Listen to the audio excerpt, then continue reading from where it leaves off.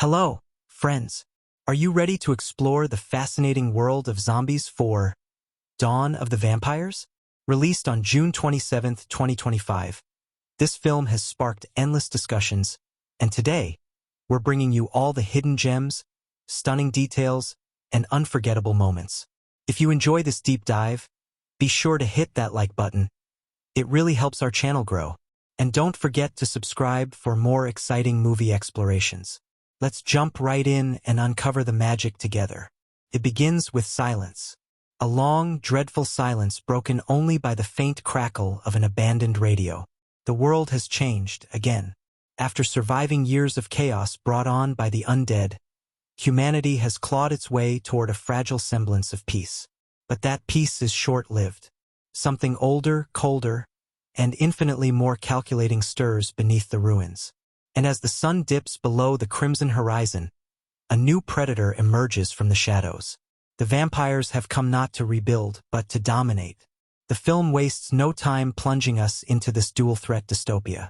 From the first sequence, a harrowing raid on a survivor outpost, director Elena Vega delivers a visual feast of tension, stylized gore, and richly layered atmosphere. What immediately sets this fourth installment apart is its tonal shift.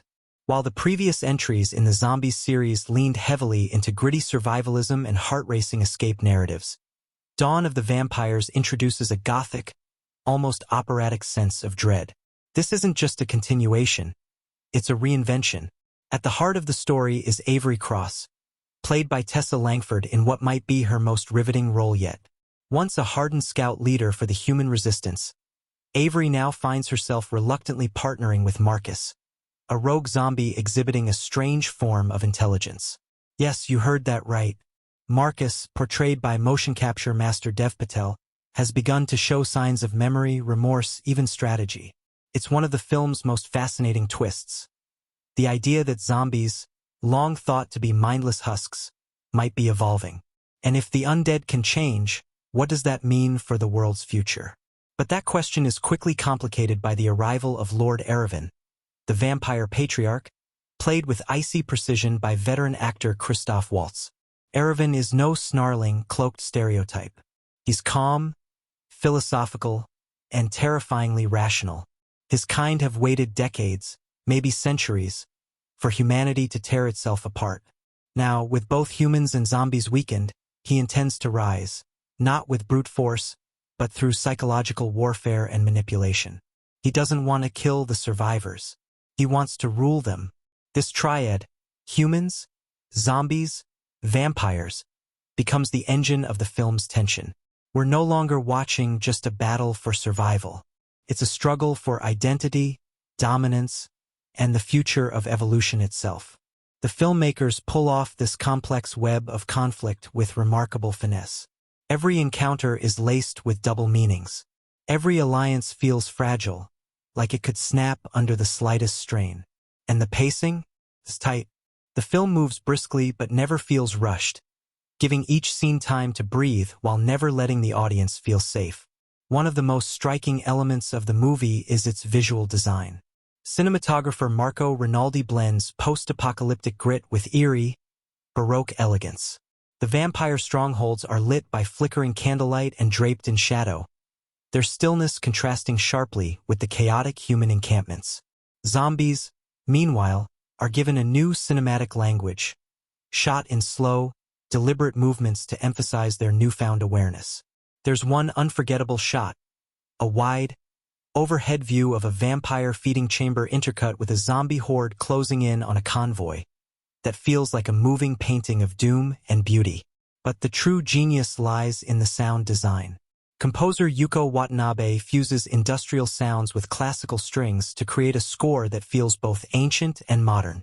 The hum of old generators merges with vampire chants. The staccato rhythm of gunfire is echoed by the pounding of drums in a vampire ritual.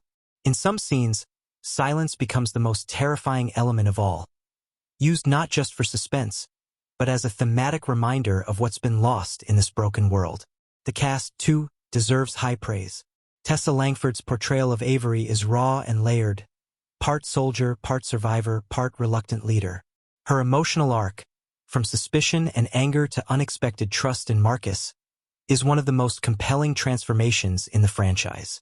Dev Patel brings surprising humanity to a role that demands both restraint and pathos, making Marcus not just a curiosity, but a symbol of hope. And Christoph Waltz, well, he's Christoph Waltz.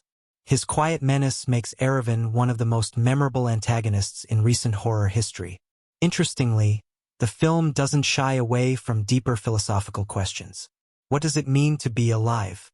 If zombies can remember and learn, do they deserve a place in society? Are vampires truly evil, or are they simply another evolutionary force, one that sees humans as cattle not out of malice but necessity? Through intense conversations and uneasy truces, the script probes these ideas without ever slowing the momentum of the action. One of the most powerful sequences comes midway through the film, when Avery is forced to stand trial in front of a vampire tribunal after being captured. It's not a scene of violence, but dialogue. Tense, morally complex, and dripping with subtext. Erevan offers her peace in exchange for betraying her people. And for a moment, just a moment, you see the temptation flicker in her eyes. It's that kind of depth, character over spectacle, that elevates Dawn of the Vampires beyond its genre trappings. That's not to say it doesn't deliver on the thrills. The final act is a masterclass in tension and release. A multi-layered siege sequence unfolds in real time as vampires, zombies, and humans collide in a nightmarish dance of betrayal and sacrifice. The editing here is razor-sharp, weaving together multiple storylines without losing focus. Explosions, ambushes, and a desperate standoff in a sun-drenched cathedral culminate in a bittersweet climax that leaves just enough unanswered to fuel speculation and anticipation for a possible fifth installment. Behind the camera, Elena Vega's direction is assured and bold. Taking over from the previous trilogy's director, she infuses the saga with fresh energy and emotional gravity. Her decision to center the film on evolving monsters, both literal and figurative, brings new relevance to the story, and her eye for visual metaphor, mirrors, blood as currency, light as truth, is nothing short of poetic. Perhaps what makes Zombies 4: Dawn of the Vampires truly resonate is how it redefines monsters. By the end, the lines between human and creature are blurred beyond recognition. Who's the real threat? The bloodsucker seeking order, the undead with fractured memories, or the humans so desperate to win that they lose their soul? It's these questions whispered in the quiet aftermath of the final battle that linger long after the credits roll. Audiences have responded with enthusiasm and debate. Some praise the bold shift in tone and genre blending. Others argue over the implications of Marcus's evolution or the ambiguous fate of Erevan. The box office reflects the buzz, breaking franchise records and sparking online theories about what's next. Could we see a spin-off focused solely on the vampire lore? Or maybe a prequel exploring the origins of the virus that started it all? Whatever the future holds, one thing is clear: Zombies 4: Dawn of the Vampires is more than just a horror sequel. It's a cinematic evolution, bold, bloody, and unafraid to ask big questions in between the screams. In the realm of post-apocalyptic cinema, few franchises have achieved the consistent reinvention and emotional resonance that the Zombies series has. From its gritty beginnings as a survival horror saga grounded in raw emotion and urban decay, it has evolved into something much more expansive, and Zombies 4: Dawn of the Vampires is the proof. What began as a tale of mere survival has morphed into a high-concept war between species, a clash not only of flesh and fang, but of ideology and evolution. Released in the heat of summer, just when audiences thought they had seen every permutation of the undead, this fourth installment detonated expectations with something new: vampires not as side antagonists or hidden threats, but as dominant, strategic rulers emerging from centuries of secrecy. What makes this chapter stand out isn't just the premise. It's the execution. While many horror sequels rely on shock value or recycled tension, this film introduces an entirely new energy, both stylistically and narratively. Directed by Elena Vega, making her franchise debut, the movie delivers a stylish, atmospheric shift that oozes confidence and creativity. Gone are the dust-choked hideouts and neon-lit bunkers of previous films. In their place rise candlelit fortresses, cryptic vampire covens, and sprawling ruins haunted by the echoes of both the living and the dead. The plot unravels with a slow, deliberate build that soon tightens into a deadly race for survival and power. The opening scene is deceptively quiet. A broken transmission flickers across a makeshift radio tower as survivors intercept what seems like an outdated emergency broadcast. But there's something strange about the tone. It's not a distress call. It's a warning. Within minutes, we're pulled into a chilling discovery. Entire outposts have vanished overnight. No signs of struggle. No traces of the undead. Only trails of blood leading into the wilderness. Tessa Langford leads the cast as Avery Cross, a battle-hardened scout who has survived 3 major attacks and lost nearly everything but her determination. Her portrayal isn't the stoic cliché we often see in action leads. Langford brings an aching vulnerability beneath the armor, allowing the audience to feel every decision she makes. When Avery stumbles upon the ruins of a convoy, we're introduced to Marcus, played by Dev Patel in a groundbreaking role. He's no ordinary zombie. Something in his eyes, in the way he reacts to pain, memory, sound, it's off. He's different. And as the story progresses, we realize just how different. Marcus is the film's most compelling revelation. Far from being just another twist on the undead trope, he becomes a symbol of the blurred lines between monster and man. Patel gives a quietly devastating performance that plays entirely on nuance. Twitches of muscle, haunted expressions, guttural sounds that almost form words. Watching him rediscover fragments of his past becomes one of the movie's emotional cores, forcing both the characters and the audience to confront the question: what happens when the things we fear most begin to evolve? But just as we're adjusting to this new paradigm, the movie throws its biggest curveball. Enter Lord Erevan, the vampire patriarch, portrayed with icy brilliance by Christoph Waltz. Not your typical horror villain, Erevan doesn't roar or rage. He speaks calmly, calculatingly. Every word is measured, every gesture deliberate. He's not interested in annihilating humanity. He's interested in restructuring it. Under his rule, with the undead as pawns, humans as subjects, and vampires as the true apex predators. It's here that the film begins to unfold layers far beyond its surface premise. It's not just humans versus vampires versus zombies. It's a political thriller, a philosophical inquiry, and a war epic all at once. The humans are fractured, clinging to desperate hope and underground bunkers. The vampires are methodical, employing ancient tactics and psychic manipulation. And the zombies, or at least Marcus and those like him, are caught in between, hunted by both sides, feared by all. The film's visuals reflect this conflict with striking symbolism. Cinematographer Marco Rinaldi creates a dual-world palette: vampire territories drenched in amber candlelight and gothic shadows, human zones lit by cold fluorescence and harsh LED torches, and zombie-claimed areas cloaked in eerie, foggy half-light. Each visual cue tells its own story. There's a sense of timelessness to the vampire's world, a feeling that they've waited centuries for their moment. In contrast, the human world feels rushed, crumbling, desperate to rebuild but lacking the resources or time to do it right. The tension builds as Avery, desperate to find a safe haven for a group of child survivors, is forced into a tenuous alliance with Marcus. Their journey takes them deep into forbidden zones, including a breathtaking sequence inside a cathedral overtaken by vines and ash. There, they encounter a vampire librarian, a blind seer who reveals that Marcus is not an accident. He is the product of something old, a failed vampire experiment during the first outbreak decades ago. This revelation not only reframes his existence but hints at a greater plan, one that Erevan is quietly resurrecting. Each twist in the narrative is meticulously constructed. Just when the audience thinks it understands the rules, the movie shifts them. A hidden rebel group of vampires sympathetic to the humans. A virus mutation that makes daylight fatal to Marcus. A moment of betrayal that changes everything in the second act. All of it unfolds with natural rhythm, never feeling forced, always earning its stakes. The performances carry these moments with intensity. Langford and Patel share a surprising emotional chemistry, not romantic, but something raw and human. Their scenes together are wordless more often than not, relying on body language and silent understanding. Christoph Waltz, meanwhile, steals every scene he's in. Whether standing before a wall of crucified traitors or quietly sipping from a goblet of blood, his presence dominates.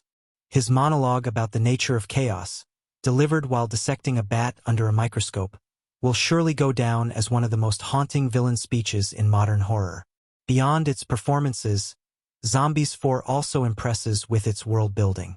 The script drops subtle hints about vampire cities under the ocean, about a fourth undead species still slumbering, about ancient bloodlines tied to old European royal houses. It's these little glimpses that make the world feel lived in, larger than what we see on screen.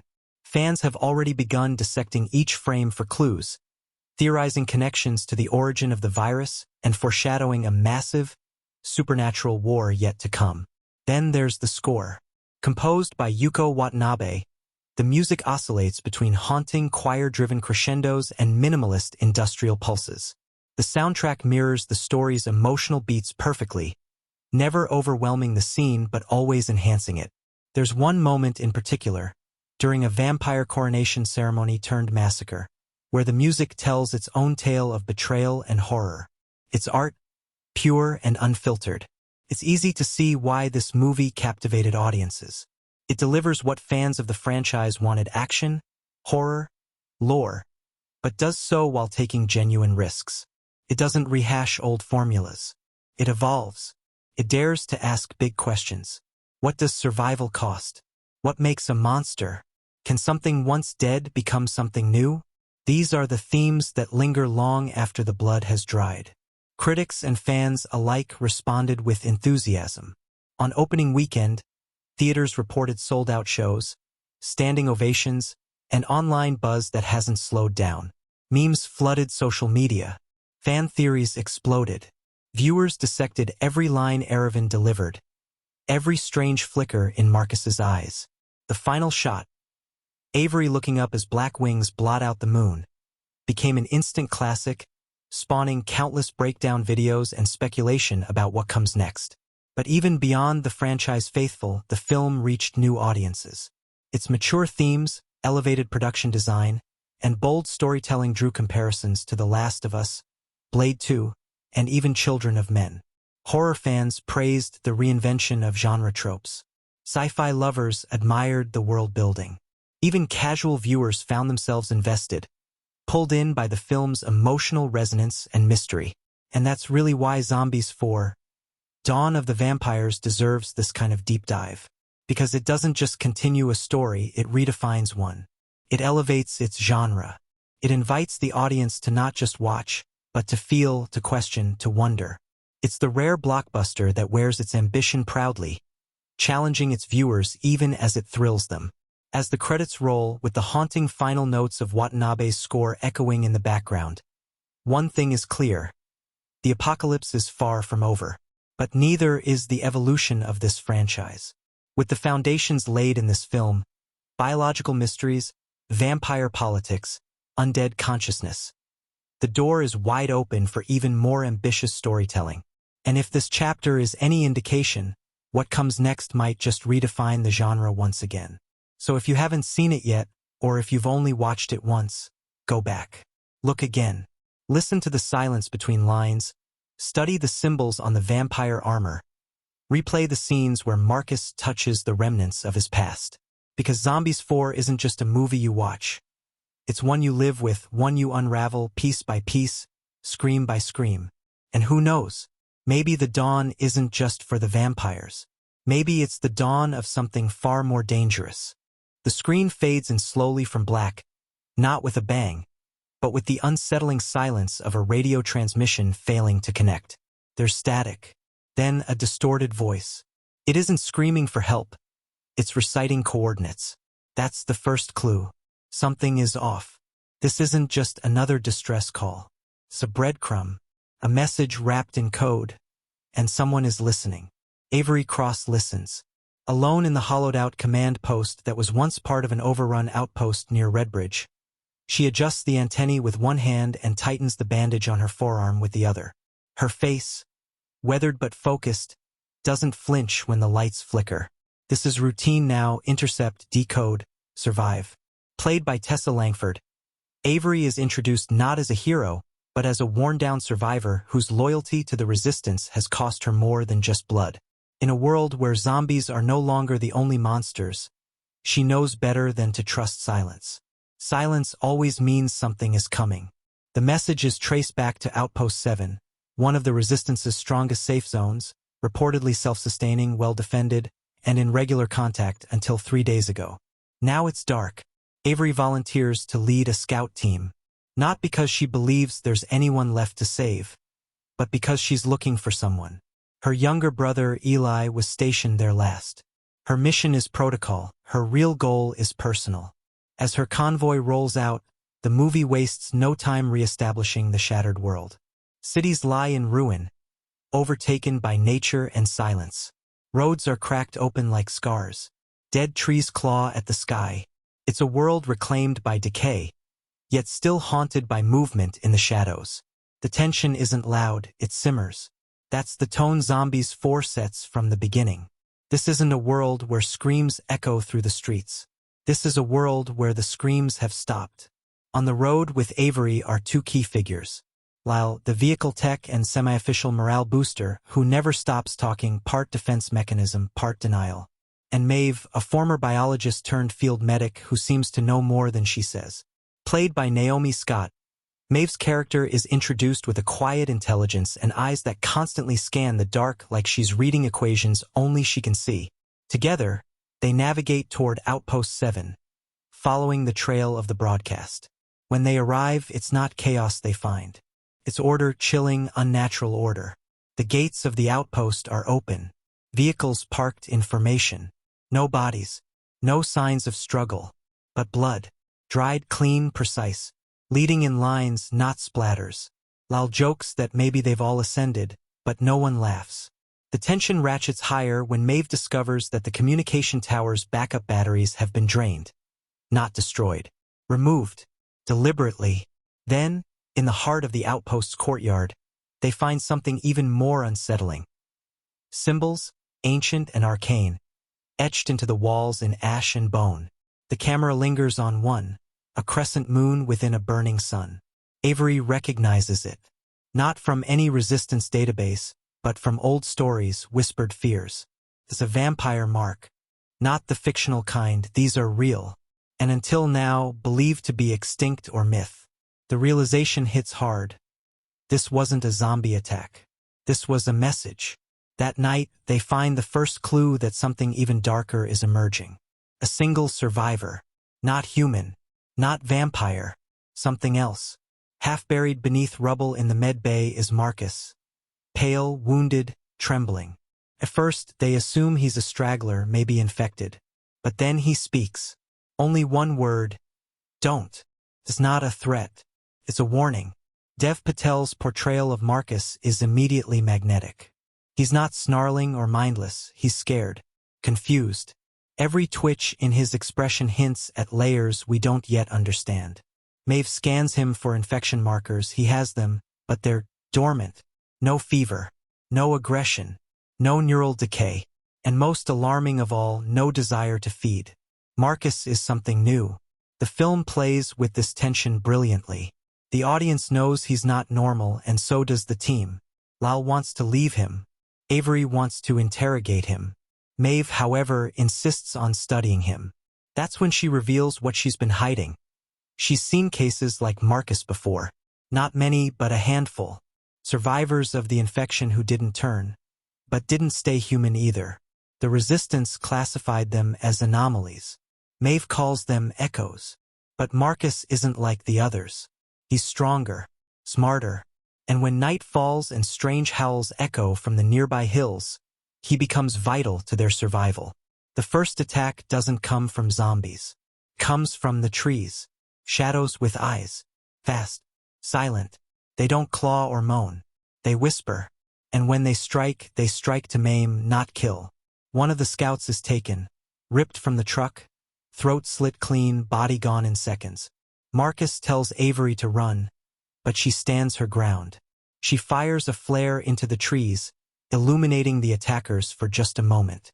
They hiss, their eyes reflecting red, their skin almost translucent in the sudden light. Vampires, but not in capes. These are feral, ferocious, and precise.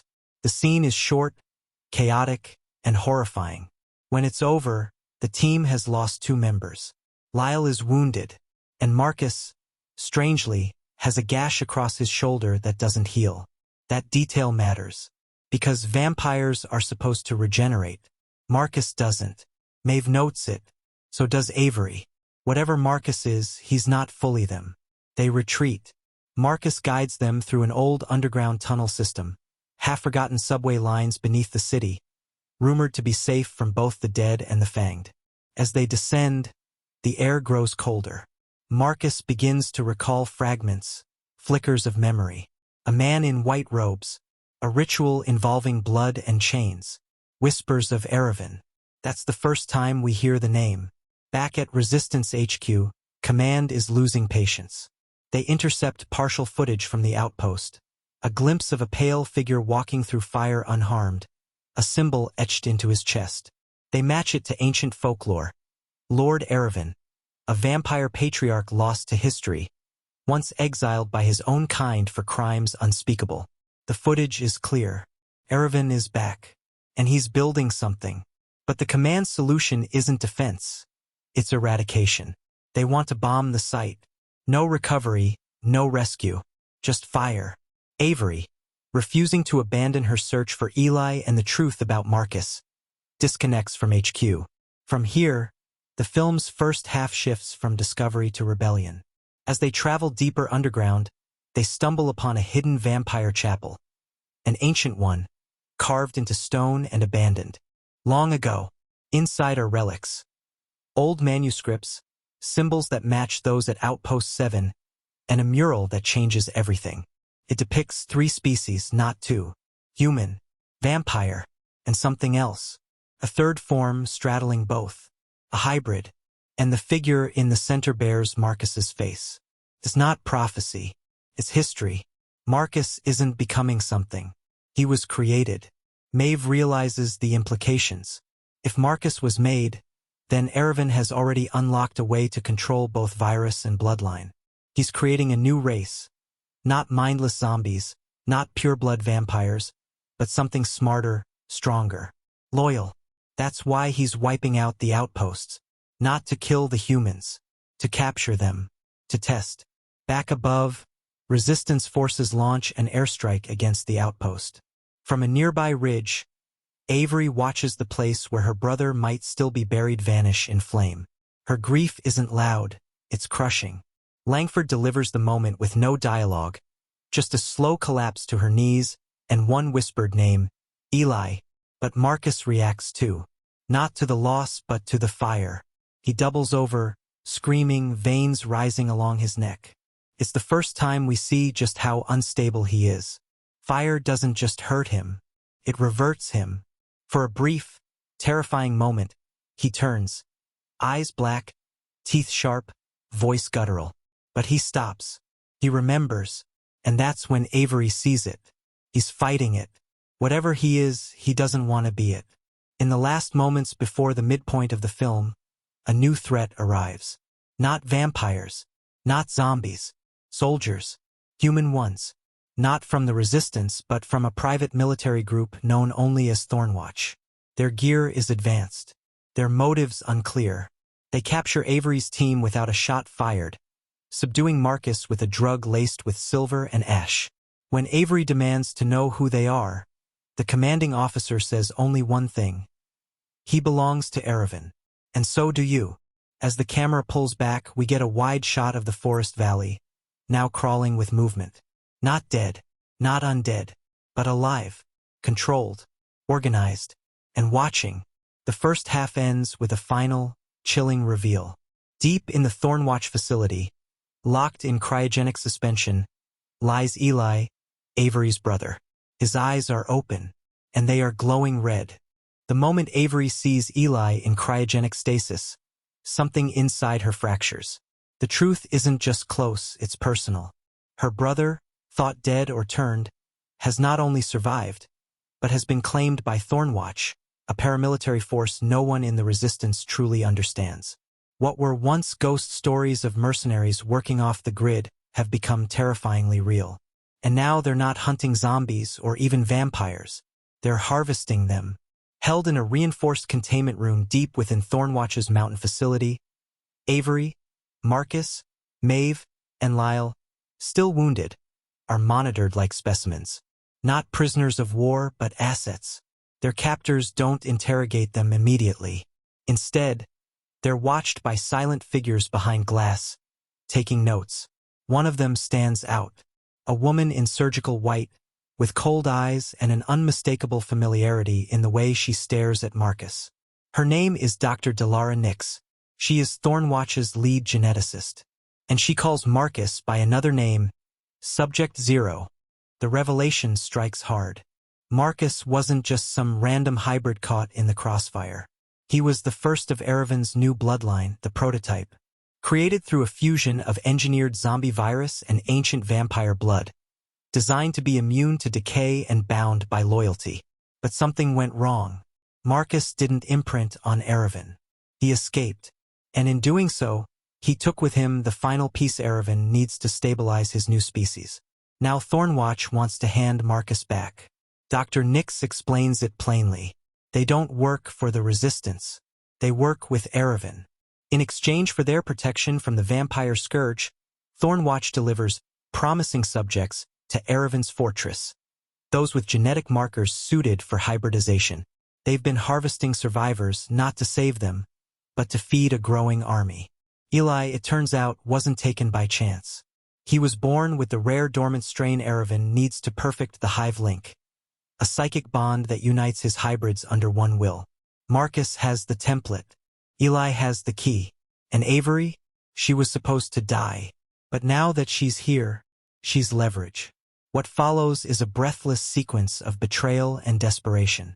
While the others are separated for testing, Avery manages to break free from her cell, using a broken security implant to trigger an overload in the locking mechanism.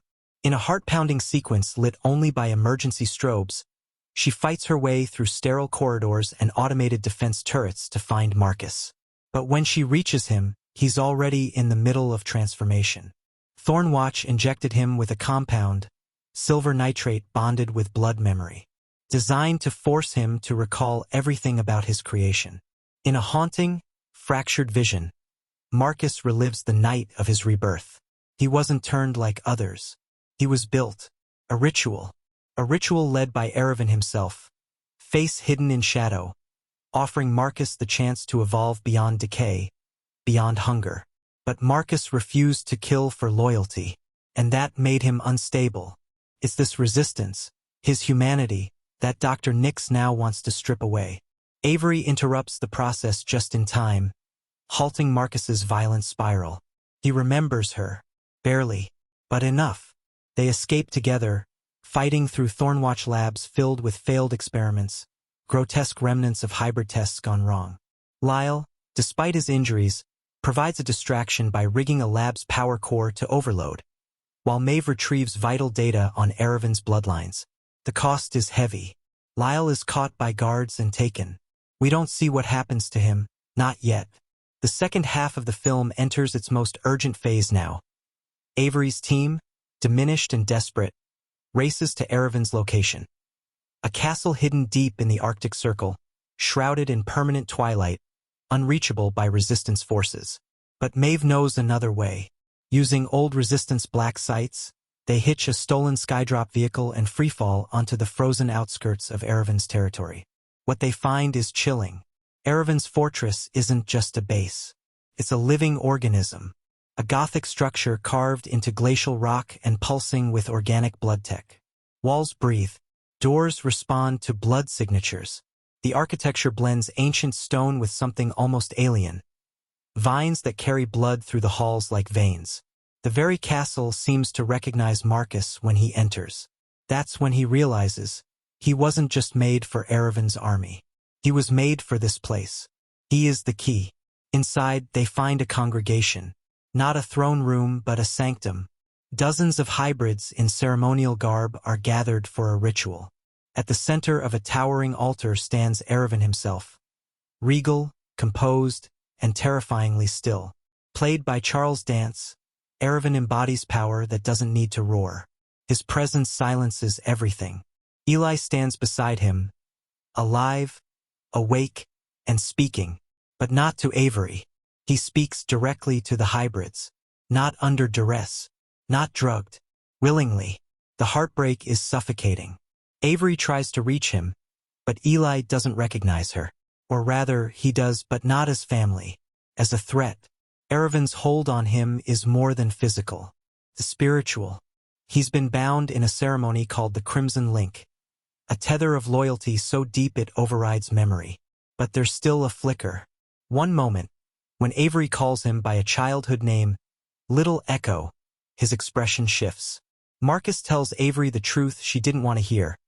If they want to break the Crimson Link, they'll have to destroy Erevan's source, his heart. Not metaphorically, literally.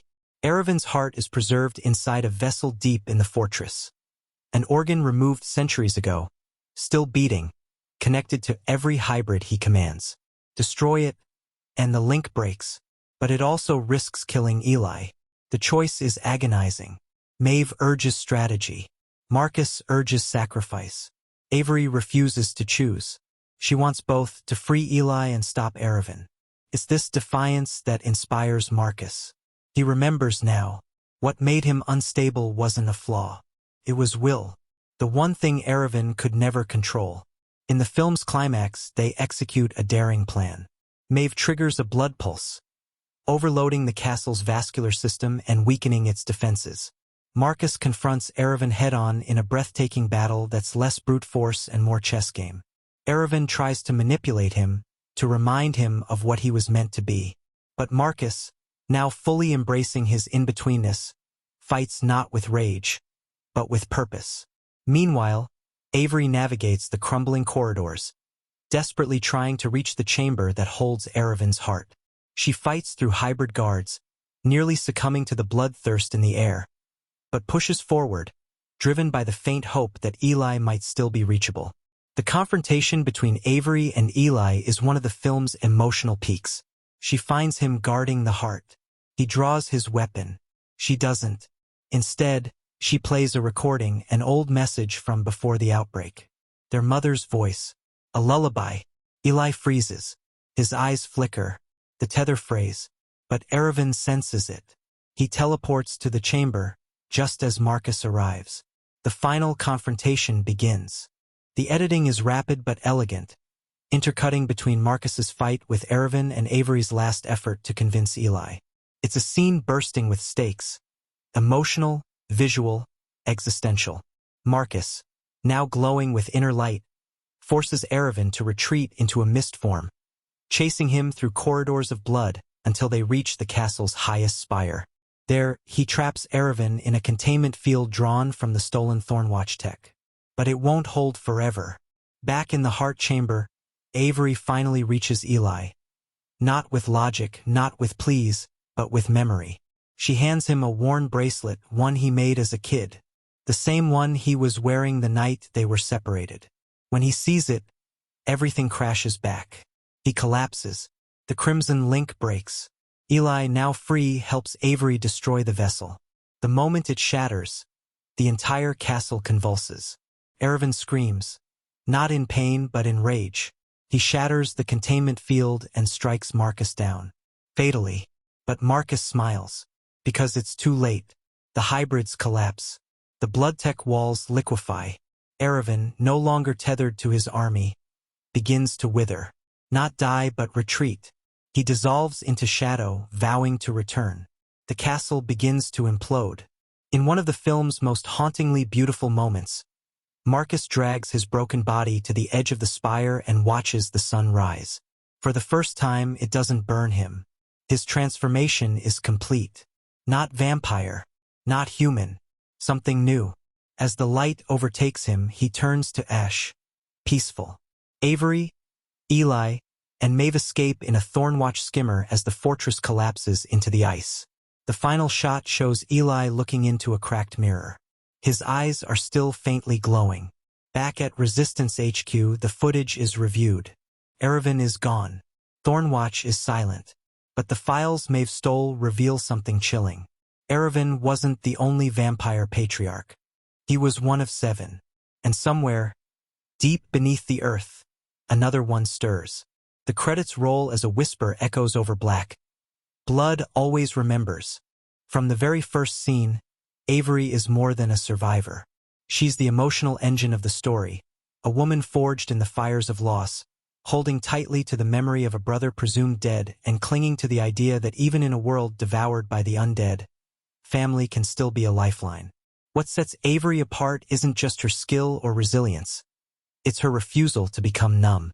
Where others see infected zones, she sees homes lost. Where others accept casualties, she counts names.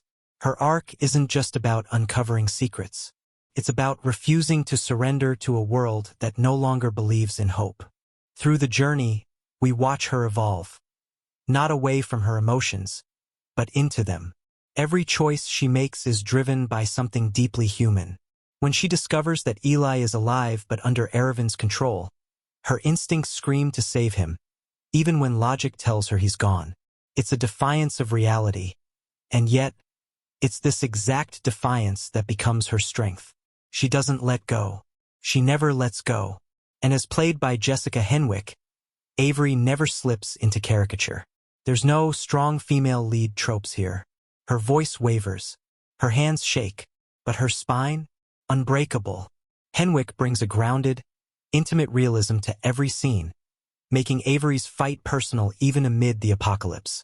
Then there's Marcus, the anomaly, the hybrid, a creature caught between life and death, loyalty and instinct. If Avery is the heart of the film, Marcus is its identity crisis. His arc isn't about choosing sides. It's about rewriting the rules. He begins as a mystery, someone who clearly has more to him than a few stylish kills and cryptic one-liners.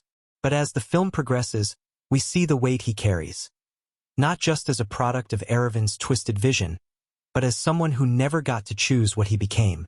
What makes Marcus unforgettable is the quiet way he resists. He never begs for sympathy. He never explains himself.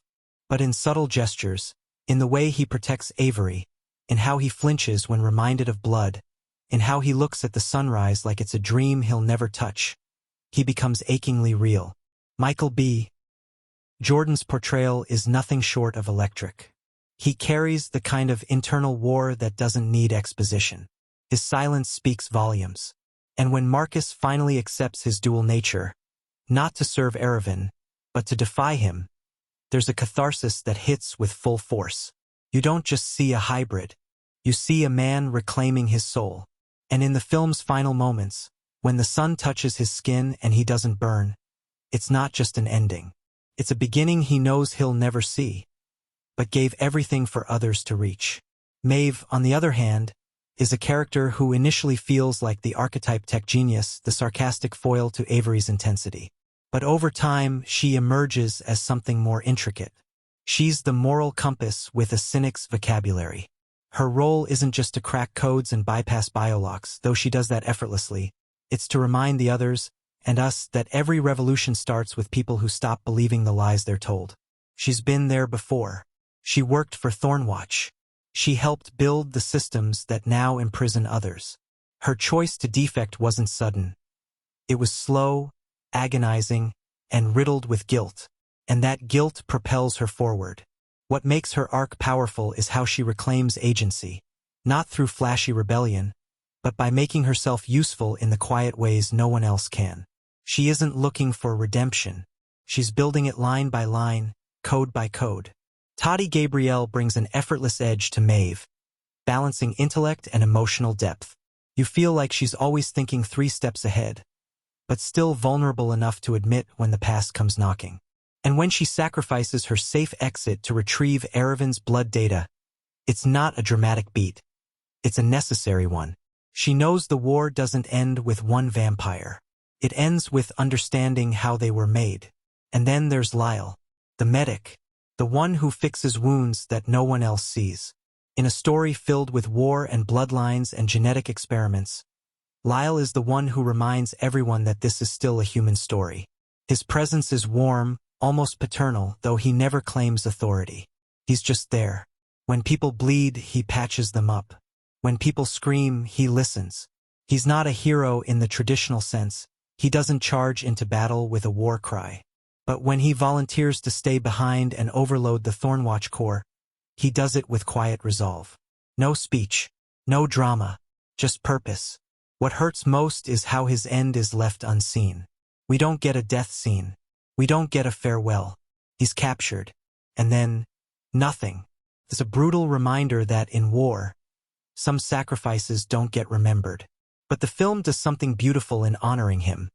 Maeve finds his necklace, a small charm with his daughter's initials, left on her bunk after they escape. No one says anything, but they don't have to. Among the newer characters introduced in the second half, Eli is perhaps the most complex. Not because of who he is, but because of who he's forced to become. As a child who survived the infection only to be abducted and molded into Erevan's future, his journey is a tragedy layered in manipulation and memory loss. When Avery finds him again, he isn't the kid she remembered. He's a soldier, a vessel. But underneath the polished speeches and eerie calm, there are fractures, glimpses of the boy he once was. That duality makes him fascinating. He's not possessed. He's been overwritten. And what's at stake isn't just saving him. It's restoring him. Eli's arc becomes the heartache of the film. You watch him resist, but not enough. Then falter, then start to remember. In the chamber of Erevan's heart, when he hears the lullaby, it doesn't feel like magic. It feels like pain. Like pieces of him tearing apart to let something real back in. Young actor Dorian Grayson delivers a surprisingly restrained performance, capturing Eli's conflict with heartbreaking stillness. His eyes do the heavy lifting. His voice, calm and measured, breaks only once. And that one break is enough to undo the spell. But the real specter that hovers over every scene is Erevan himself. The vampire lord. The architect. He's not the snarling brute we've come to expect from vampire antagonists. He's patient, regal, cold. There's a sense that every word he speaks is weighed carefully. Like he's playing a centuries-long game and everyone else just showed up. Charles Dance embodies this role with surgical precision. Every movement, every line, feels deliberate. He doesn't shout. He doesn't rush. He lets silence do the threatening for him. What makes Erevan so terrifying is that he believes in his vision. To him, hybrids aren't abominations, they're evolution. Humans are a dying species clinging to myths of morality, and he intends to carve a new order from their ashes. His obsession with Marcus isn't personal, it's scientific. A creator frustrated that his creation chose individuality over design. There's a god complex here, yes, but also something sadder, the realization that control isn't permanent, that even engineered loyalty can falter. Erevan doesn't just want power, he wants obedience, and when he loses it, he unravels in the most chilling, silent way. The supporting cast fills out the world with impressive texture. The Thornwatch scientists, like Dr. Nix, aren't cartoon villains, they're idealists gone blind. Nix in particular is fascinating. She's calm, clinical, and disturbingly warm. She doesn't gloat. She comforts. Even as she straps Marcus down, she explains herself like a mother disciplining a child. You almost believe her. Almost. And that's what makes her so dangerous. There's also Commander Voss, played with brutal stoicism by Hiroyuki Sanada. He's a man torn between duty and horror. Thornwatch may be his badge, but he sees what they've become. His decision to let Avery escape in the final act, without ever saying a word, is a silent rebellion that hints at a deeper conscience. Even the hybrids themselves are given moments of individuality. One of them, called Whisper, hesitates when ordered to kill Maeve. Another covers the body of a dying friend. These glimpses matter. They remind us that Erevan's army isn't mindless. They're corrupted souls, many of whom never chose this fate. And that makes Erevan's threat all the more disturbing. He didn't build monsters. He rewrote people. By the time the credits roll, every character has left something behind. Avery has lost her innocence, but not her fire. Marcus has found peace in purpose. Maeve carries the burden of truth, and Eli, he's still figuring out who he is. And that's the brilliance of Zombies 4, Dawn of the Vampires. It doesn't end by tying up every arc in a neat bow. It respects the complexity of each person it introduces. They grow, they break, they surprise you. In the end, the film isn't just about a war between zombies and vampires. It's about the people who dare to live in the aftermath. About the cost of memory, the price of loyalty, and the power of choice. In a world where the lines between the living and the dead have blurred, few films manage to stand out in a genre saturated with formulaic storytelling. Yet Zombies 4, Dawn of the Vampires didn't just rise from the shadows. It exploded onto screens with an energy that was both terrifying and strangely poetic. And behind every blood-soaked battle, every haunting line of dialogue, and every jaw-dropping visual effect lies a story just as compelling as the film itself. To understand the movie's brilliance, we must step behind the camera, into a realm of chaos, creativity, and a few near disasters. The project itself began in near secrecy. While the third installment had wrapped up the original trilogy's arc, rumors of a darker, vampire-infused sequel started almost immediately. What few knew at the time was that the studio had greenlit Dawn of the Vampires before Zombies 3 even hit theaters. A script was already underway, one that pushed the franchise in a bold new direction.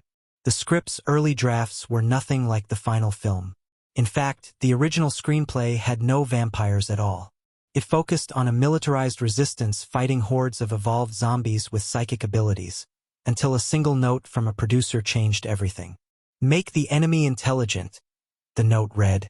That led to the conception of Erevan and the introduction of vampirism as the next phase of the infection. The entire second and third acts were rewritten just 4 months before shooting began. That rewrite had ripple effects. Charles Dance was brought in only weeks before production to play Erevan, a role originally written as a grotesque, silent villain. But Dance insisted on depth. He collaborated with the writers to add classical language, centuries-old motivations, and a sense of theatricality to the character. His presence reshaped the entire film's tone. On set, crew members would fall silent when he entered a scene, not out of fear but reverence. Meanwhile, the role of Avery nearly went to a completely different actress.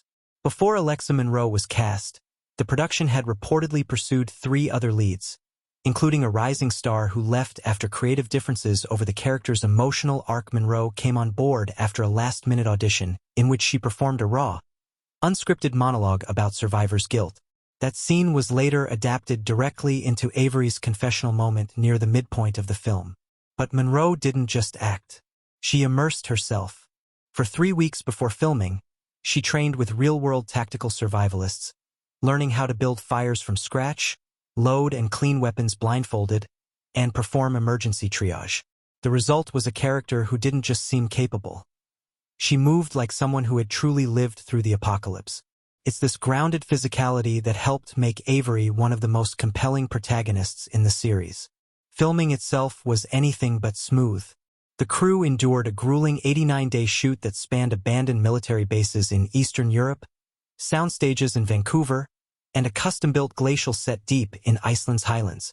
The frozen fortress of Erevan wasn't CGI, it was real, built piece by piece into the side of a natural ice cavern. The location was chosen for its eerie acoustics and reflective, ethereal light. But with beauty came danger. During a night shoot, temperatures dropped to -25 degrees Celsius, causing power failures and delaying key action scenes for days. One of the most notorious incidents occurred during the filming of the climactic battle between Marcus and Erevan. Actor Jalen Torres, who played Marcus, insisted on performing his own stunts, especially the wire-assisted leap across the spire. During one take, the rig failed. Torres fell 18 feet and fractured his shoulder. Production halted for a week, but when he returned, the pain in his performance was real. You can see it in his eyes during that final confrontation. Anger, yes, but something more vulnerable. The injury became part of the character. Torres's commitment didn't stop there. To portray Marcus's hybrid nature, he underwent 5 hours of makeup daily, including contact lenses that reduced his vision by 80%. He learned to fight by feel, choreographing complex hand-to-hand scenes using muscle memory and sound cues from the stunt team. The eerie, off-balance way he moves, that's no accident. It's the product of hardship, turned into artistry. The practical effects team, led by horror veteran Lila Grantham, built over 200 individual prosthetics for the film, many of them used only once. The hybrid creatures required layered designs, part vampire, part zombie, but with a sleekness that suggested evolution rather than decay. Each transformation sequence was filmed with a combination of prosthetics and digital overlays, using a technique dubbed bleed mapping to show veins shifting under the skin in real time. It was an industry first and nearly shut down the rendering farm due to the sheer volume of data. One sequence that almost didn't make the cut was the blood tech heartbeat wall, the pulsating hallway that reacts to characters' emotions. Initially shot as a metaphorical transition scene, test audiences were so disturbed by its lifelike realism that the director decided to expand it into a central set piece. The walls were made of silicone, filled with heated fluid, and controlled by synchronized pneumatics. Crew members nicknamed it the Vein Train. Speaking of nicknames, Charles Dance reportedly had one on set too, the Quiet Storm. He never raised his voice, never broke character, and rarely left the set between takes. During a scene where Aravan interrogates Eli, the young actor playing him, Jordan Beckett, became visibly shaken. It wasn't scripted. Beckett later admitted in an interview that he genuinely felt like Dance was reading his mind. That raw take made it into the final cut. The chemistry between cast members wasn't always friendly, though. Rumors swirled about a behind-the-scenes clash between Alexa Monroe and one of the assistant directors over the emotional pacing of a critical scene. The tension reportedly bled into the performance, making Avery's breakdown in the frozen fortress even more authentic. Instead of reshooting with a calmer tone, the director kept the raw take, unfiltered, cracked voice and all. Beyond the performances, the film's score deserves its own spotlight. Composer Reza Kamari created a haunting blend of traditional strings, throat singing, and synthetic pulses. Each character had a unique blood note, a distorted harmony that followed them subtly throughout. The movie, Aravan's theme was tuned to 432 Hz and reversed, giving it a hypnotic, inhuman quality. If you listen closely, his theme bleeds into other scenes, sometimes even appearing before he enters, foreshadowing his unseen control. Fans also latched onto the film's countless Easter eggs. The Resistance's base is filled with visual nods to previous installments, from graffiti that references the first outbreak to a wall of lost faces that includes cameos of past directors and crew. In Aravan's library, a book titled The Sleep of Kings can be spotted, an allusion to a cut subplot involving ancient vampire rulers. And during the aerial drop into Aravan's territory, the call sign used, Nightfall Zero, was actually the film's working title. But perhaps the most controversial fact surrounding the film came from the marketing campaign itself. The teaser trailer, released 6 months before the film, included a scene of Avery stabbing Eli, a moment that never appears in the final cut. This sparked fan outrage, with some accusing the studio of manipulating the audience emotionally. What few knew was that the scene had been filmed, but was later removed after test audiences found it too hopeless. Director Ava Serrano stood by the choice, saying, "The movie is about survival, not just of the body, but of hope. And hope, despite all its violence and bloodshed, is what Zombies 4 ultimately delivers. The characters endure, the story evolves, and the audience leaves shaken, yes, but also strangely uplifted." One final behind-the-scenes detail captures the essence of the production. On the final day of shooting, as the castle set was prepped for demolition, the crew wrote messages on its walls, quotes from the script, names of loved ones lost during the pandemic, and dreams for what would come next. The structure burned under controlled fire, and the footage of it collapsing became the final shot of the film. Those embers weren't CGI. They were real, and the emotions tied to them, even more so. As the credits rolled, fans sat silent in theaters. Not because they were confused, but because they felt something. They'd seen a story not just of monsters and survival, but of sacrifice, evolution, and the thin thread of humanity that connects even the most fractured souls. Behind the makeup, behind the stunts, behind the blood and ash, there was a story built on obsession, vision, and risk. Zombies 4: Dawn of the Vampires is a film that didn't just challenge its genre. It challenged its creators. And they answered.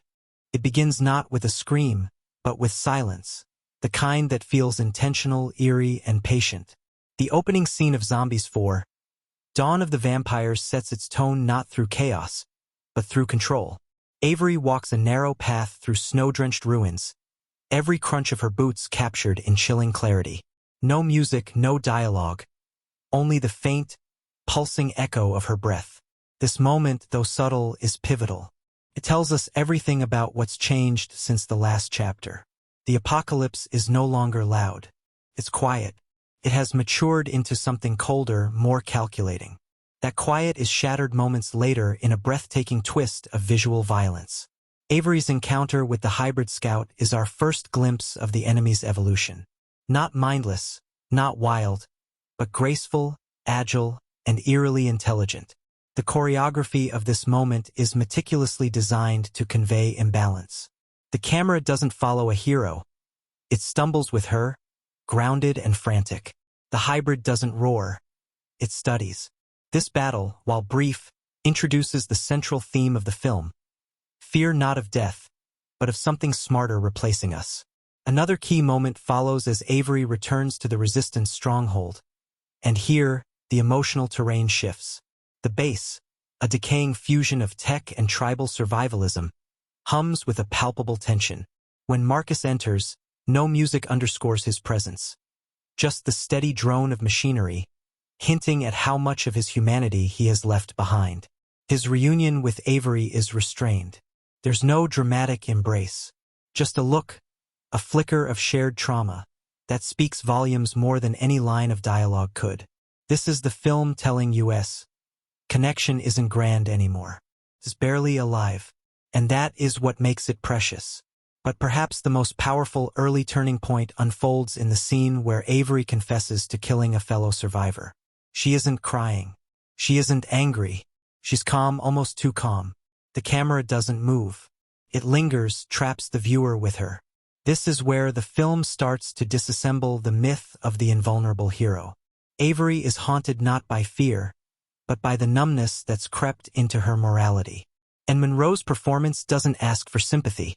It demands honesty. Her deadpan delivery isn't a lack of feeling. It's evidence of emotional erosion. We are no longer watching a survival tale. We're witnessing spiritual rot. This emotional decay comes full circle in one of the most jarring scenes in the film, the discovery of the vampire nursery.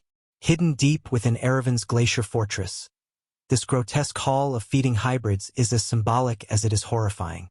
Bodies aren't just drained, they're displayed, worshipped, preserved.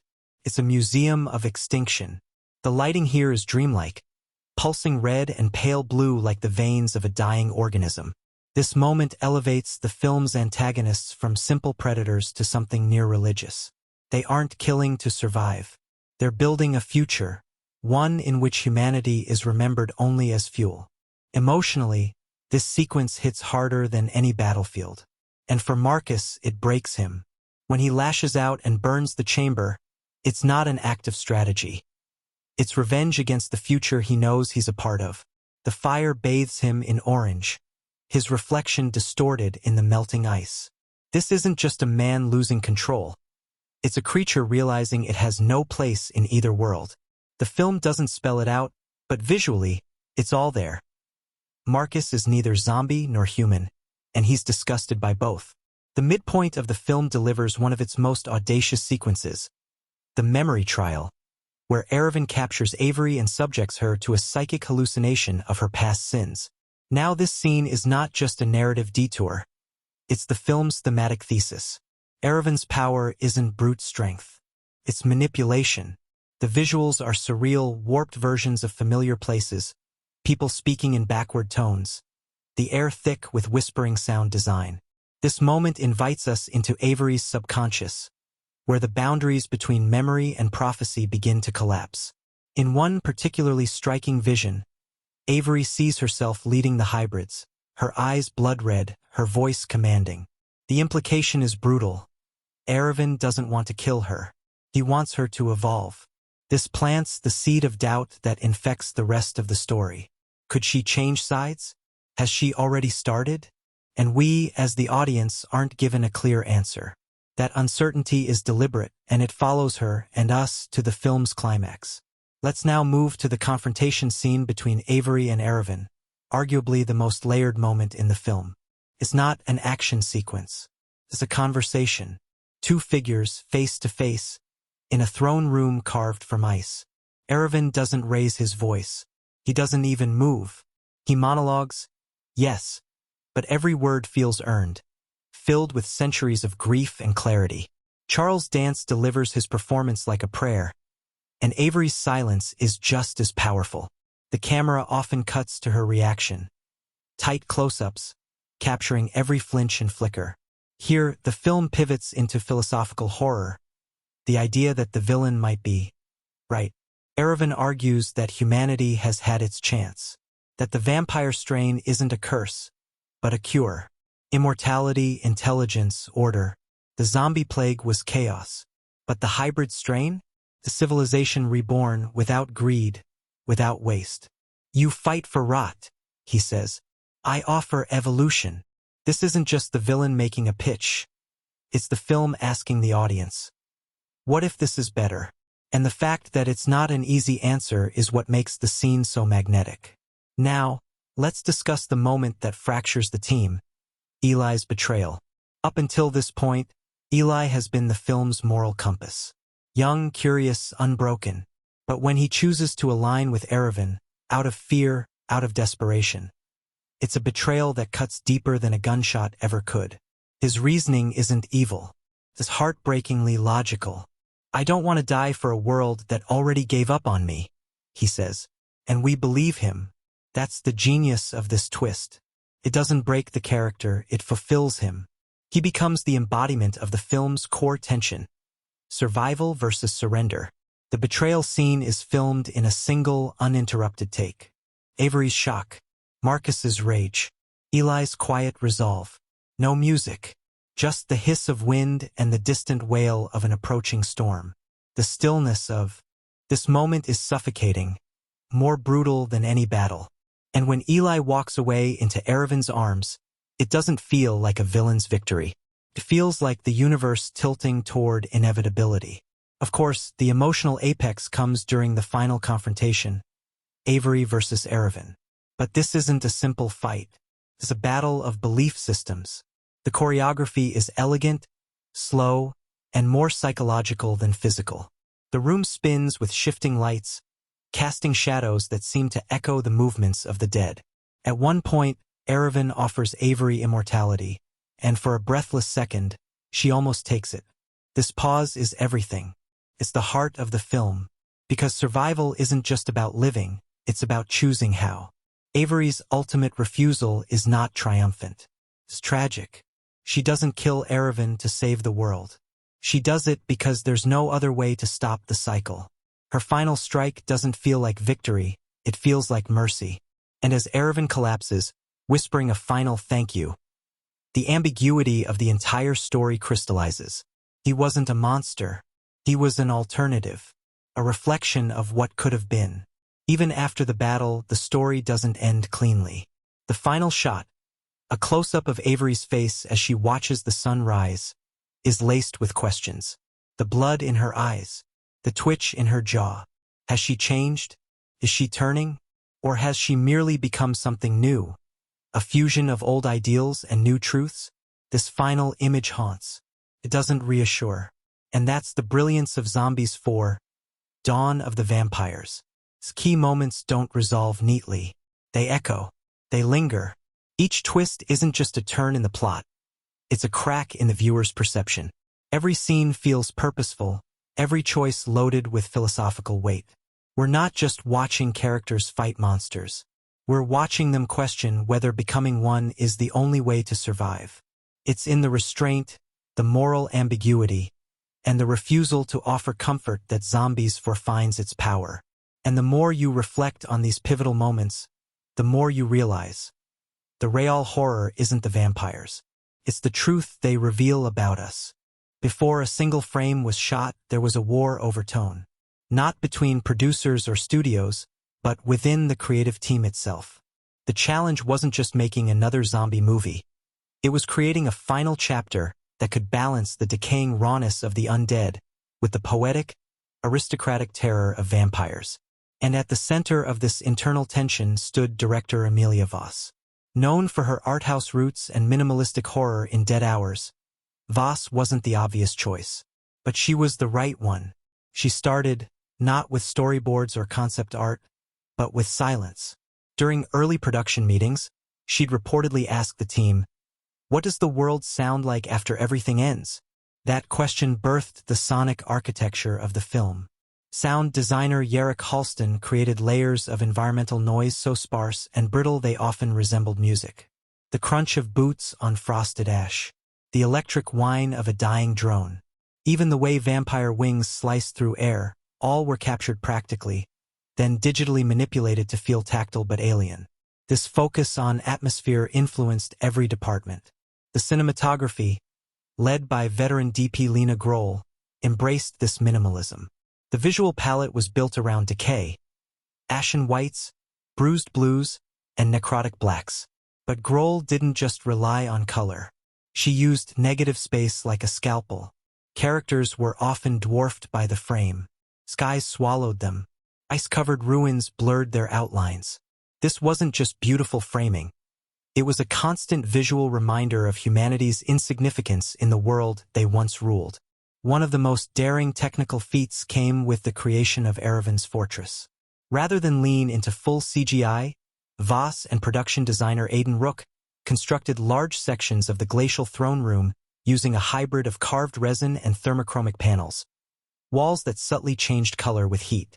This meant as actors moved through the space, their body warmth triggered barely perceptible color shifts. The result? A set that seemed to breathe with them, alive and reactive. You might not consciously notice it, but your brain feels it. That's the magic of technical immersion. But physical sets alone weren't enough for what Voss envisioned. The vampires, especially Erevan, needed to move with unsettling grace, inhuman but not monstrous. Enter movement choreographer Miko Tadao, whose background in contemporary Japanese Budo dance gave the vampires their ethereal elegance. The cast underwent weeks of movement training, learning how to glide, pivot, and float with predator-like poise. In one of the behind-the-scenes clips, Charles Dance is seen rehearsing a turn so slow and controlled it resembles an animatronic glitch. Yet that was the point, to suggest something not quite alive, not quite dead. Makeup and prosthetics, under the leadership of SFX legend Carla Mendez, also pushed boundaries. Each hybrid vampire took 6 hours to complete. Their look was a precise balance, less rotting flesh, more preserved mutation. Veins were painted in layers with microfiber brushes. Eyes were fitted with double-lens contacts to reflect natural light differently depending on the angle. Even fingernails had story. Elongated, glass-like claws inspired by fossilized resin, suggesting an ancient species evolving under pressure. Perhaps the most iconic piece of tech came in the form of the pulse rig, a wearable harness used by Monroe during Avery's hallucination scenes. Designed in collaboration with medical engineers, this rig emitted tiny, rhythmic pulses across the actor's chest, arms, and neck. Why? To simulate the body's response to rising panic. Monroe said in interviews that the pulses made her feel suffocated in slow motion, helping her deliver those disoriented, broken stares without relying on digital VFX. Her performance in those scenes wasn't just acting, it was a physical transformation. On the narrative side, the writing process was deeply collaborative. Writers Caleb Juneau and Aria Velasquez worked in a duality room, literally 2 mirrored workspaces where they wrote opposing arcs. Juneau would draft scenes from Avery's grounded, survivalist perspective. Velasquez would do the same from Erevan's elevated, evolutionary vision. They'd then merge drafts line by line. This unorthodox method created a script that always felt like it was in philosophical conversation with itself. It wasn't just heroes versus villains. It was humanity versus its own reflection. Filming conditions were brutal. The production shot on location in the Yukon and parts of Iceland during winter. This wasn't for show. Voss insisted the actors perform in real sub-zero temperatures. She believed the visible breath, the stiff muscles, and the cracked lips added a layer no makeup ever could. Monroe suffered frostbite on her fingertips during a 6-hour night shoot. Instead of halting production, she reportedly told the crew, "Let it bleed." Avery would. That kind of dedication was mirrored in Charles Dance, who had a hand in shaping Erevan's mythology. He spent time studying ancient Sumerian lore and even requested that his throne be engraved with runes referencing lost languages. The camera never lingers on them, but they're there. That's how deep the world-building ran. Details meant to be felt, not just seen. In one particularly challenging sequence, the vampire nursery, Voss pushed for zero green screen.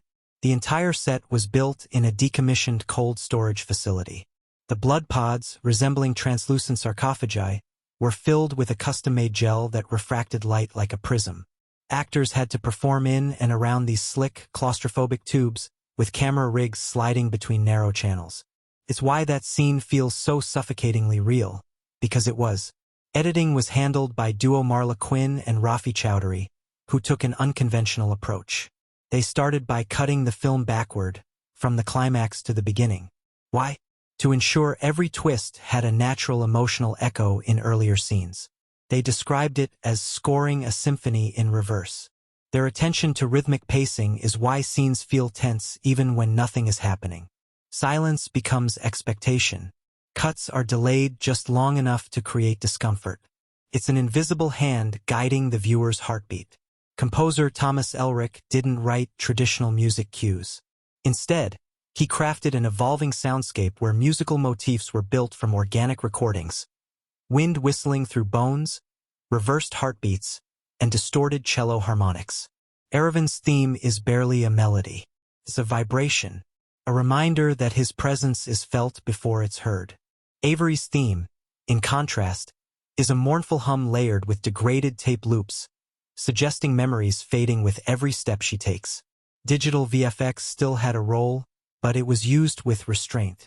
The sky replacement in the third act, when the aurora dances above Erevan's fortress, was generated using real-time aurora data pulled from satellite maps. The team then projected that data into a custom lighting rig during filming, so the cast reacted to actual shifting lights. The result?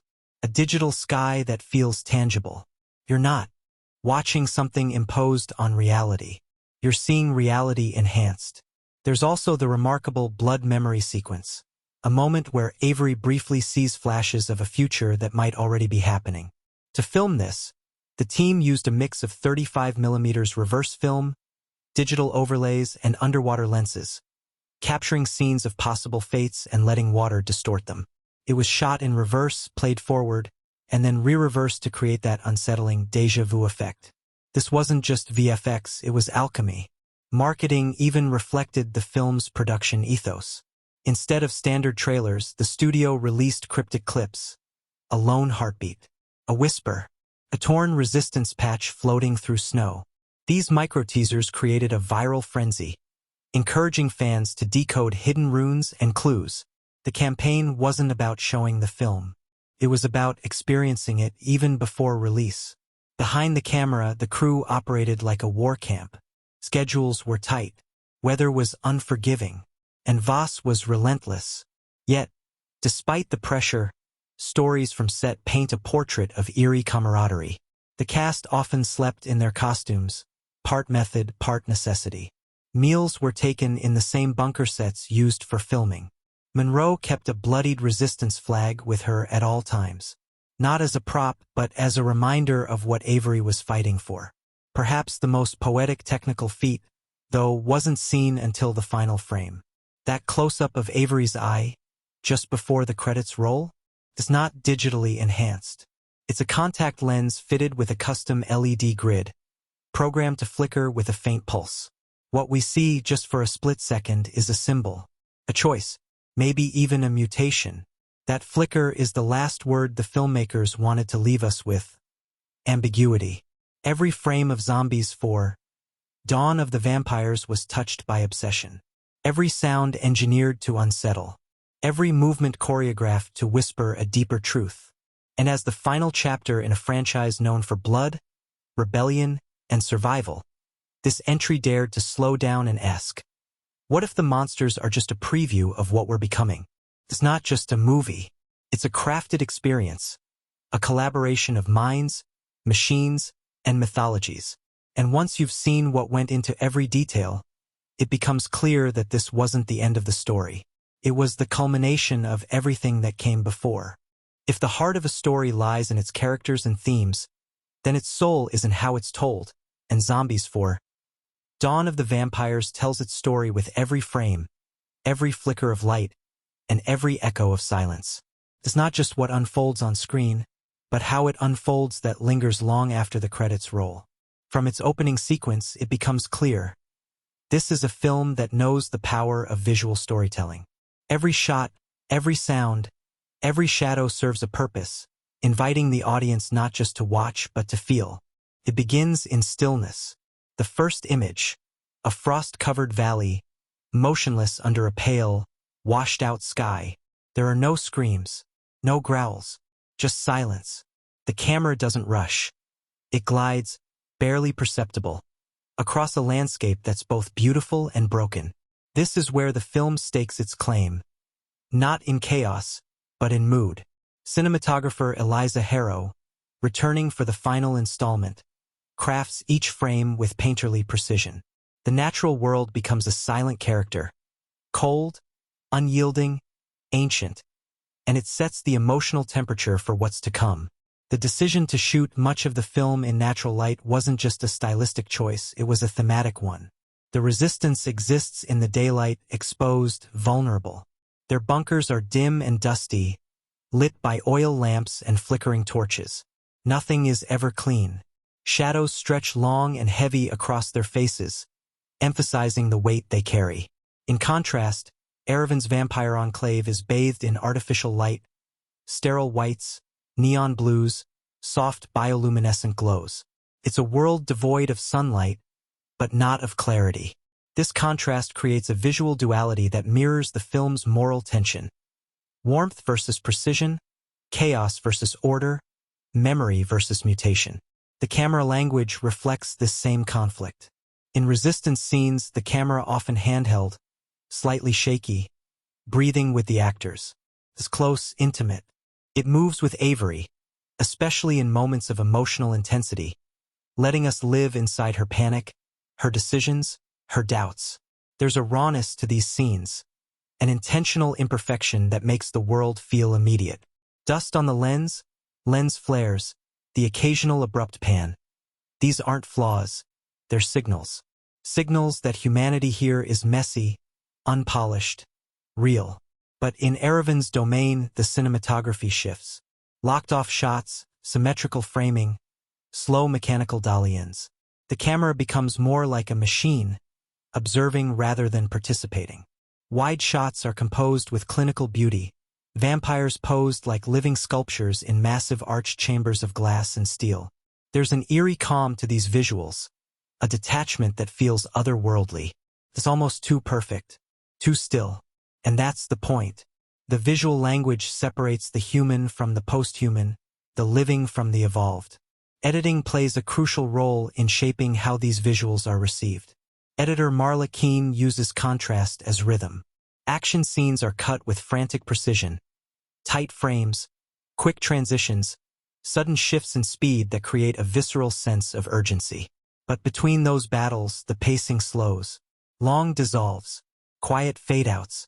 She allows moments to linger just a beat longer than expected, forcing us to sit with unease. One particular example, the sequence where Avery discovers the hybrid nursery, is a masterclass in editorial restraint. There's no dialogue, no music, just slow cuts between her face and the pods. Each shot lasts just long enough to let dread bloom.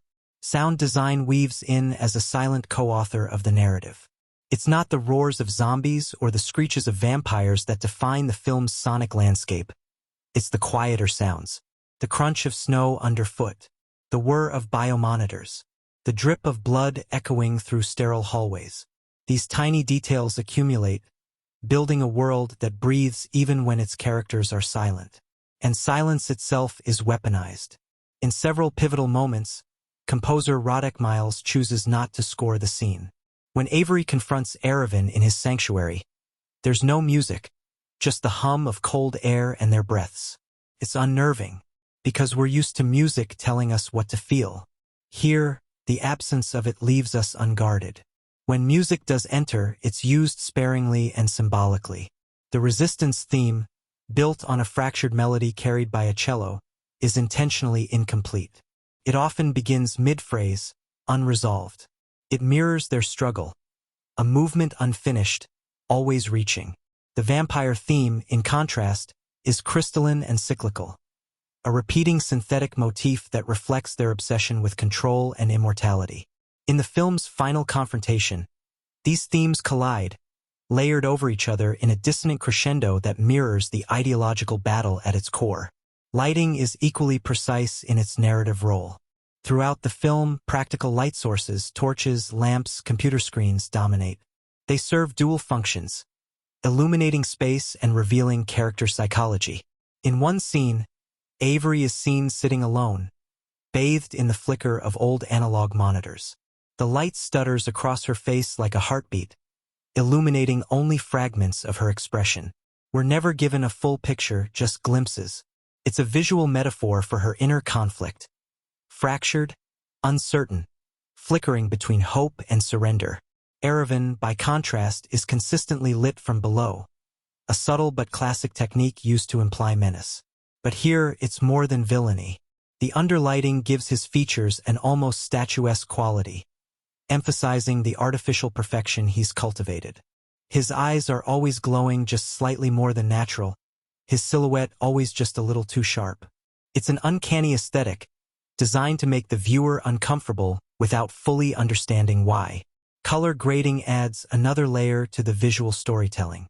The world of the Resistance leans into earthy tones: rust, brown, muted golds. These colors feel lived in, tired, bruised. But Aravan's world is drenched in desaturated blues, chromatic silvers, and the occasional shock of blood red. The vampires wear monochrome, their environments slick with sheen and symmetry. The only color that bridges both worlds is crimson, the color of blood, of power, of life. It's the film's one unifying visual truth. Stylistically, director Lena Voss pushes beyond conventional horror action tropes. She borrows from German expressionism in her shadow play, figures stretched across cracked walls, creating tension through absence and suggestion. From neo-noir, she pulls framing techniques, characters often boxed in by architecture, caught in doorways, dwarfed by the environments they inhabit. And from sci-fi, she brings sterile symmetry, the dehumanizing effect of future-forward design. The result is a film that never sits in one genre visually. It shifts, it evolves, just like its subjects. One of the most innovative cinematic techniques used is reverse breath fog, a visual illusion created by digitally enhancing the condensation exhaled by vampires. Their breath lingers in the air longer, moving against the wind, as if their very presence distorts nature. It's not immediately noticeable, but once you see it, you can't unsee it. It's a chilling, subtle way to mark them as other without a single word spoken. Camera movement also evolves with character arcs. Avery begins the film in shaky, claustrophobic shots, always close, always surrounded. But as her confidence grows, the camera steps back. It steadies. By the final act, she commands the frame. Wide shots give her space. Her presence fills them. It's not just about scale, it's about control. She's no longer reacting to the world. She's shaping it. Aravan's arc, meanwhile, contracts. He begins with sweeping shots, grand, regal. But as his empire crumbles, the camera tightens, corners him. His final shot, a close-up, framed like a prisoner. The visual arc completes the character arcs. Even transitions become storytelling devices. Voss avoids traditional wipes or fades. Instead, she favors match cuts, linking one image to another through visual or thematic symmetry. A burning candle becomes a vampire's eye. A bloodied hand transforms into a snow-covered root. These transitions create continuity across scenes, uniting moments that might otherwise feel disjointed. They imply that everything, every death, every choice is part of a single, larger transformation. One of the most ambitious sequences, the dream loop, is a triumph of visual experimentation. Avery relives the same moment, trapped in a memory being manipulated by Aravin's psychic influence. The same room, the same dialogue, but each time, something shifts. A photo on the wall, the pitch of the light, a ripple in the frame. The editing bends logic, distorting time. Scenes fold in on themselves. And just when the viewer begins to orient, the perspective shifts entirely, to Aravin watching the memory like a director on a soundstage. It's a cinematic metaphor for manipulation. How memories can be shaped, distorted, edited like film itself. By the time the final act arrives, the visual grammar of the film has trained the viewer to read its cues. We feel when a moment is important not because of exposition, but because of light, angle, rhythm. When Avery steps into the vampire citadel for the last time, the camera doesn't follow her. It waits. A slow pan reveals her silhouette in a perfect diamond-shaped corridor. She doesn't say a word, but the image says everything. That's the power of visual storytelling. It bypasses logic. It speaks in intuition. And Zombies 4, Dawn of the Vampires speaks fluently. In the end, what makes the film unforgettable isn't just the plot or performances. It's the craft. The way a shadow tells a story. The way silence screams louder than gunfire. The way the camera moves not to show us what's happening, but to make us feel it. Lena Voss and her team understood that horror, action, and drama all live or die by tone. And tone is born in technique, because it's not just what the story says. It's how it looks when it whispers, how it sounds when it's screaming, and how it feels when the lights go out.